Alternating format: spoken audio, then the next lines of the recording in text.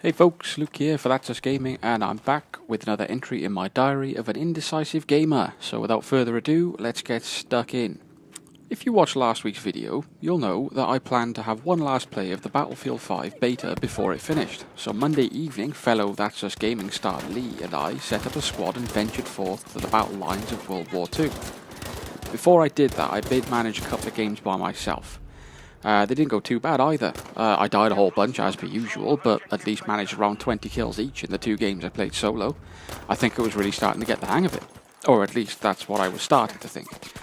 One of the most frustrating things I find about a Battlefield game is how inconsistent my skills can be. Going from 20 kills a game and loads of flag captures to like 4 and still loads of flag captures because, play the objective. But yeah, my skills on the Battlefield game seem to go up and down like a yo-yo, though that is probably due in part to how quickly I move from game to game.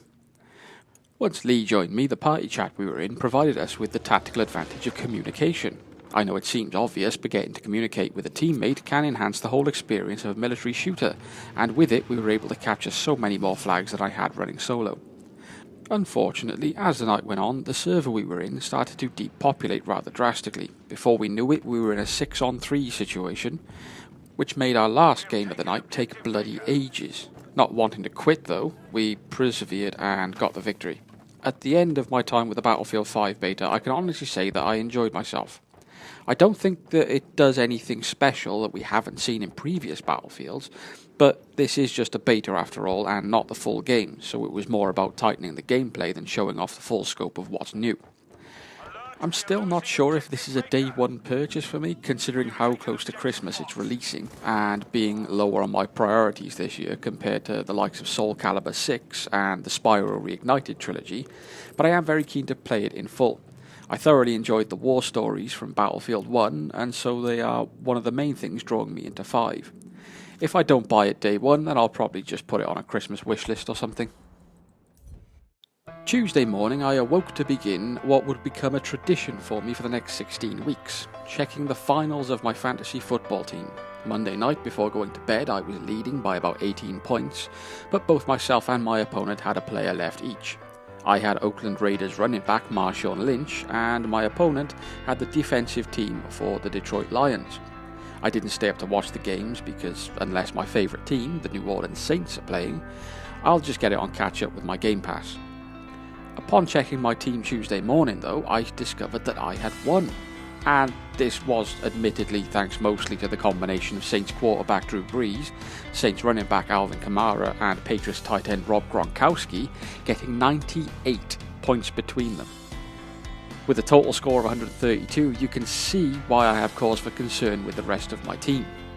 I had two players gave me no points at all. One of them, Mike Wallace, was on my bench luckily, but Seahawks wide receiver Doug Baldwin was on my starting team, and it also now looks like he'll be out for the next few weeks with an injury. So despite the win, I needed to make some more changes for the next week's game. I dropped Baldwin and Wallace from my team and picked up Cowboys wide receiver Cole Beasley and Buccaneers wide receiver Chris Godwin. Neither are superstars, but both put up double the points of any of the wide receivers I had on my team last week. So welcome to the team, guys.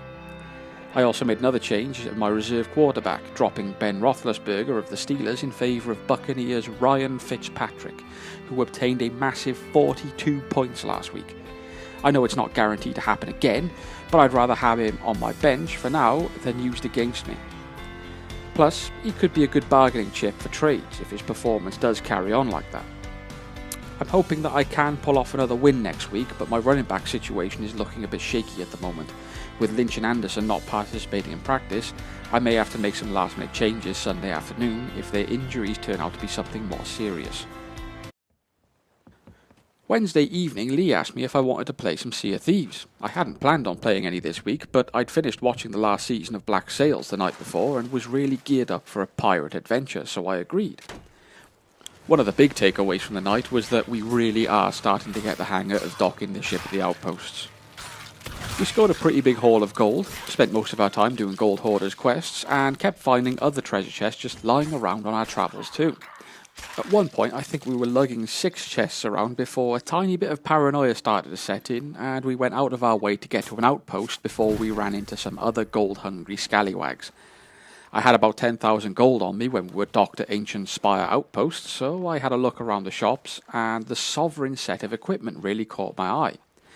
I already had the compass and the bucket, but I hadn't realised that they were part of a set because there was so much time between me buying them. So I set my sights on completing the set and grabbed whatever I could that night. At the end, I think all I had left to get were the tankard, the drum, and the loudhailer. One voyage that night came from a message in a bottle. We were to head to the island of Kraken Falls to capture the skulls of 4 undead pirate captains. Within a minute of making landfall, I stumbled upon a chest of sorrows. I started to take it back to the sloop because it'll fetch a pretty penny, but I didn't want to leave it to fill up the ship with water, so I hid it among some trees on the shore to collect later. Fast forward about 5 to 10 minutes, and we had conquered all the waves of skellies and claimed the 4 skulls. We headed to the ship and set sail for an outpost. It was upon reaching the outpost that I had realised I had completely forgotten to grab the chest of sorrows. I could not believe it. There was like 1 to 1,500 gold just sitting on a beach for anyone to find. We hastily made our way back, and luckily the chest was exactly where I left it. You can bet I will not be making a mistake like that again. Another notable occurrence that night was the amount of player interactions we had. We encountered many other crews, more than normal, and most of them were quite aggressive.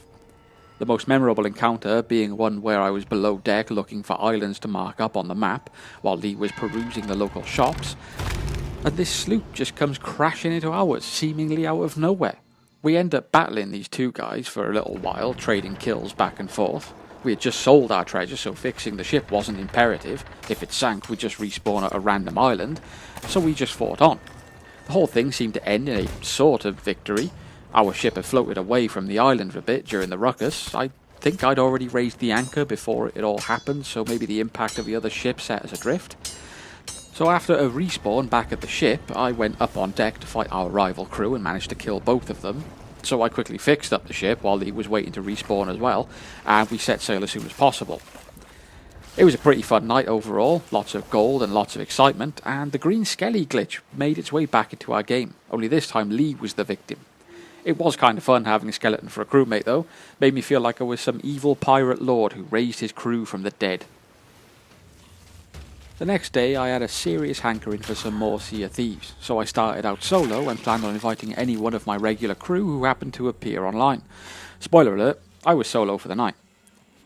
I've talked about Sea of Thieves a lot these last 2 weeks, so I'll just cover the basic highlights here.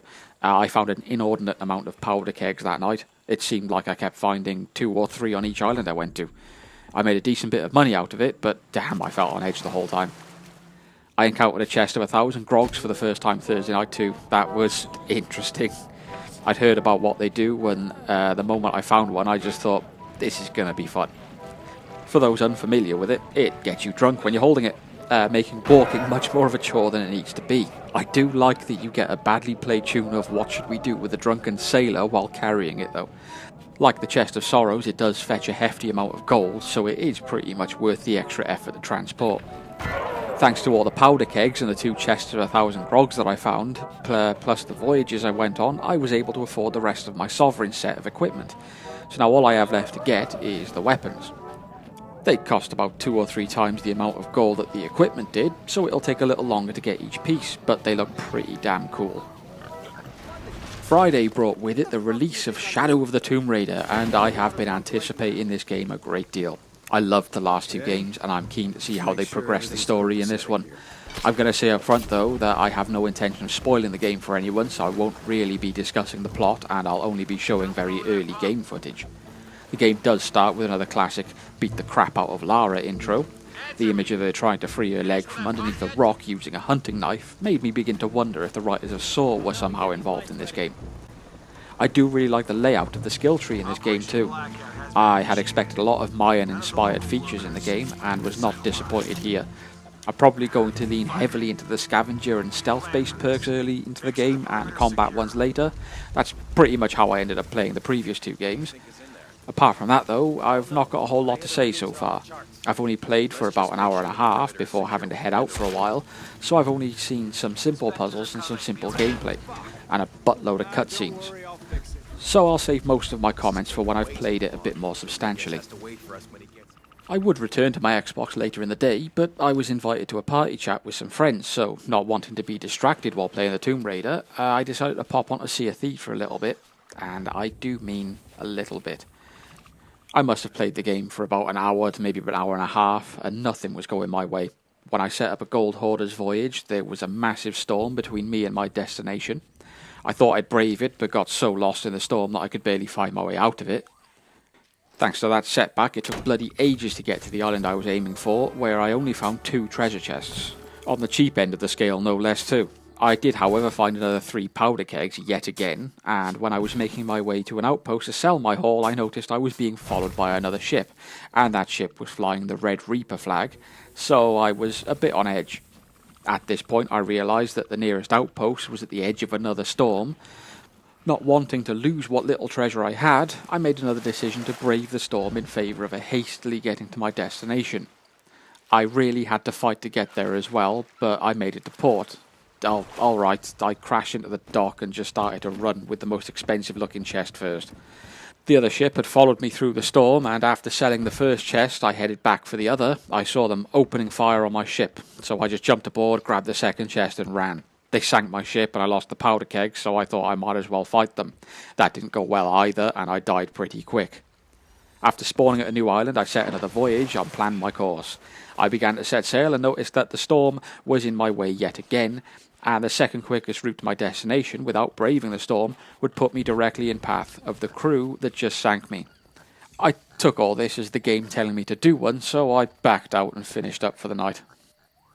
Rounded out my week with a bit of Dead by Daylight. What, did you think we were going to get out of this week without it? I did start out playing a game with Michael Myers, which went well enough. Scored 2 kills against a pretty good team, and that game was pretty fun. But after playing so much Myers lately, I was ready for something different. Out of all the killers available, I settled on the Pig. I haven't played her much in the past and was only level 4, so I was expecting it to be a pretty tough go of it until I started earning enough blood points to rank her up and get access to more perks. Surprisingly though, it went pretty good. I was averaging 2 kills a game, which was pretty fair, and my opponents were skilled survivors, making me feel like I really earned the kills that I had. I did manage to get a reverse bear trap kill too.